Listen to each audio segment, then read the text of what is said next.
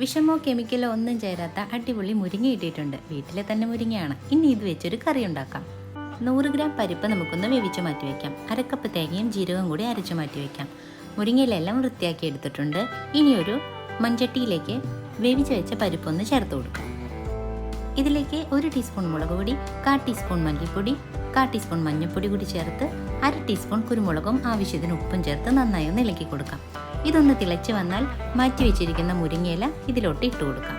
മുരിങ്ങയില ഇട്ടാൽ വെറും 5 മിനിറ്റ് കൊണ്ട് തന്നെ ഇല വെന്ത് കിട്ടും. ഇനി ഇതിലേക്ക് അരച്ച് മാറ്റി വെച്ചിരിക്കുന്ന തേങ്ങ കൂടി ചേർത്ത് നന്നായി ഒന്ന് ഇളക്കി കൊടുക്കാം. അരപ്പൊന്ന് തിളച്ചാൽ തന്നെ കറി റെഡിയാവും. ഇനി അവസാനമായി 2 ചെറിയുള്ളി, 6 കഷ്ണം വെളുത്തുള്ളി നന്നായി ഒന്ന് ചതച്ച് മാറ്റി വെക്കുക. ഒരു ചീഞ്ചട്ടിയിലേക്ക് കുറച്ച് വെളിച്ചെണ്ണ ഒഴിച്ച് ഇതൊന്ന് മൂപ്പിച്ചെടുക്കാം. 2 ഉണക്കമുളക് കൂടി ഇട്ട് കൊടുത്തിട്ടുണ്ട്. ഇതൊന്ന് മൂത്ത് കഴിഞ്ഞാൽ നമ്മുടെ കറിയിൽ ചേർത്തിളക്കിയാൽ കറി റെഡിയായി.